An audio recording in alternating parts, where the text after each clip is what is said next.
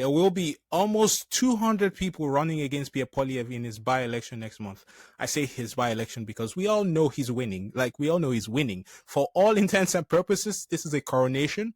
If you thought the ballot in Pierre Poilievre's former riding of Carleton was girthy, just you wait. This one is about to be ridiculous. Apparently, as of Tuesday, 178 candidates had registered to run in Battle River-Crowfoot's by-election against Pierre Poilievre. You might recall that when Pierre Poilievre lost his long-time Ottawa riding of Carleton in April's general election, there were 91 candidates running in that election, most of whom were also associated with a group of electoral reform advocates called the Longest Ballot Committee. Their goal is to break the system from within legally, just to show how broken it really is. It is called candidate stuffing. That's what they're doing here. They want to show how ridiculously broken the system is in order to force the system to change. Pierre Poilievre has called for a bill to stop the longest ballot scam to be introduced when Parliament returns in the fall. Now, before I talk about the Longest Ballot Committee, I'm just going to put on my tinfoil hat real quick here, just for a quick sec.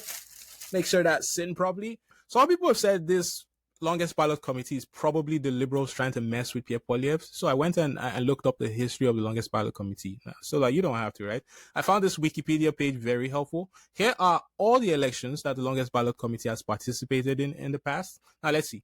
Between 2021 and 2023, the Liberals held on to these ridings, right? I looked them up and those were Liberal strongholds to start with. So the Longest Ballot Committee participating didn't change the results there. But, what's this?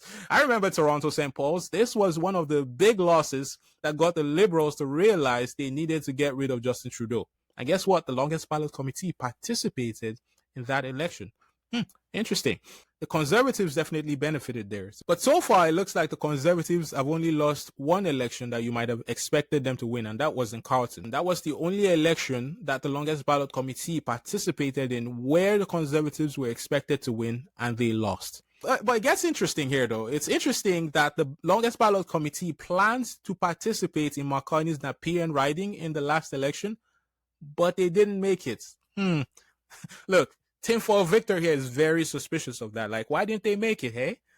Anyways, that's enough about the Longest Ballot Committee and the elections they participated in. Now, what I want to talk more about is what does the Longest Ballot Committee want, right? They clearly wanted to show that Canada's election laws make it too easy to get candidates on the ballot.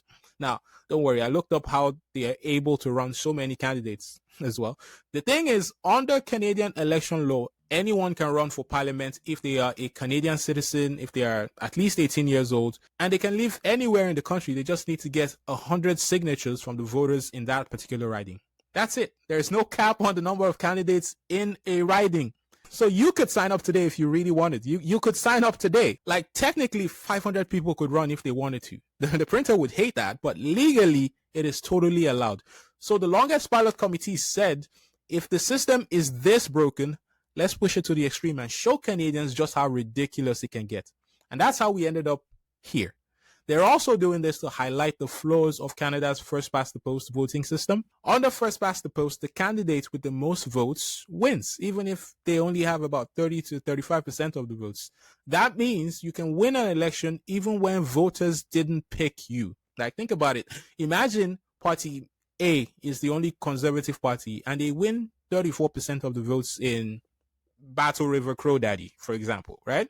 That's a made-up riding, by the way. Imagine there are three other parties that are progressive, and they end up splitting the vote on the left. Say parties B, C, and D win 33%, 19%, and 14% respectively. Well, even if the people clearly want a progressive government in this riding, by virtue of the fact that Party A won the most votes, they get the seat. So first past the post makes it easy for one side to dominate just by having the opposition divided. Now, why hasn't first past the post been replaced? It's simple. It's because the major parties benefit from it. First past the post gives majority governments to parties with 39% of the votes. It locks out smaller voices. It discourages cooperation between parties. Now, Trudeau promised to end first past the post in 2015. And then he didn't. Meanwhile, Pierre Poilievre has spoken against proportional representation in the past. One thing I've always admired about our existing system, as distinct from the proportional one proposed by the NDP, is that each member in this place is accountable to an individual constituency, and there is not a single square inch in Canada that does not have an MP. So no matter where you live or who you are, you have a member of Parliament who you hire, or you help hire or help fire every 4 years. And that person is responsible to go back to your geographic area and represent your interests and values on a continuous basis. With a proportional system, that direct connection between Member of Parliament and citizen is obscured at best and broken at worst. Poilievre has spoken against proportional representation in the past, so don't expect him to fix the system either. Look, this is kind of why the longest ballot committee has argued that there is a conflict of interest when politicians are in charge of election rules. They have advocated for election law to be decided by a permanent, independent, and non-partisan body. It's interesting, now that it affects him, he has written this strongly worded letter calling for legislation to stop the longest ballot committee. Now, let me read you an excerpt from Pierre Poilievre's letter real quick. He said, "This is not democracy in action. It is a deliberate attempt to manipulate the rules, confuse voters, and undermine confidence in our elections. These aren't real candidates. They aren't campaigning. They aren't engaging with constituents. This is a coordinated scheme to weaponize the ballot and disrupt our democratic process." Now, here's what Pierre Poilievre suggests. He wants the government to raise the bar for candidate nominations by requiring 0.5% of the population in any given riding to sign, and not just 100 signatures, right? He also wants the government to require that each signature in support of a candidate be exclusive, with no signatory permitted to endorse more than one candidate in the same election.